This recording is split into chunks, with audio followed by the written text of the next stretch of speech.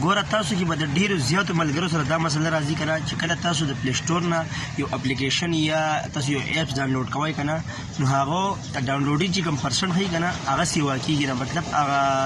کوم لوډینګ چې کوي که نه هغه کوي لوډینګ کوي خو هغه پرسنټ سیوا کېږي نه مطلب هغه ډاونلوډ کېږي نه موږ سره نیټ هم فري موږ سره وای فای لګېدلي خو بیا هم نه ډاونلوډ کېږي دا څه مسله کېدای شي نو نن به په دې باندې خبرې کوو ګوره ډېره زیاته امپورټنټ ویډیو چې دا سکپ نه کوي ګوره تر اخره پورې زما سره په ویډیو کې اوسئ نن به په دې مسلې باندې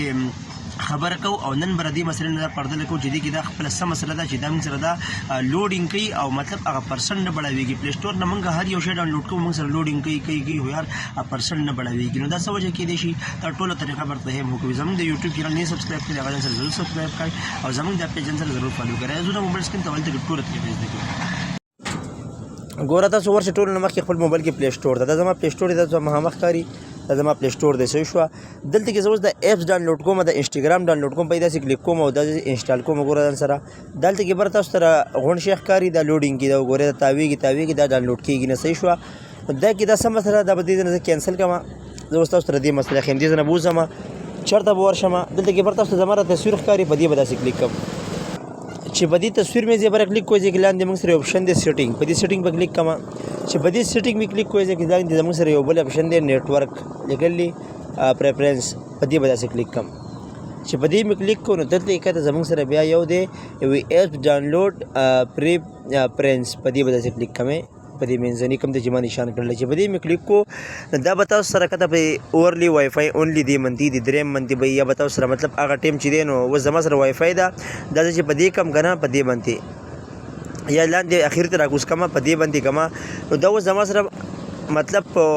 یو باندې کار کوي بس باندې به کار کوي دا به زما صرف زما په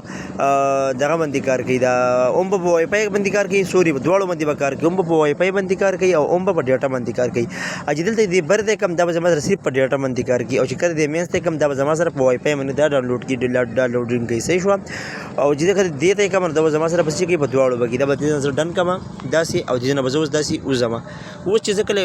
اپ ډاونلوډ کوم داسې مثال په تور داسې ګوره اوس ګوره دی خواها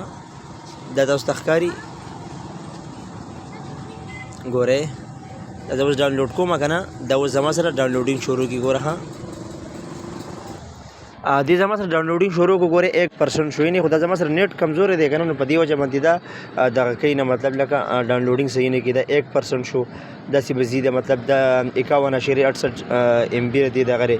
نو دا زما سره مطلب نیټ کمزورې دی په هغې وجه باندې دی نو دا اوس لکه مطلب ډاونلوډینګ دې شروع کړل اوله به دې تعبیر ډاونلوډینګ به یې نه کوم دغه طریقه وه وټساپ کې چې کله تاسو مطلب ډاونلوډینګ نه کوي نو دا ورشي دغه سیټینګ ته او دغه د ځای نه چینج کوي بدل کړئ څنګه چې ما طریقه وکړه نو دا بیا دغه سره صحیح شي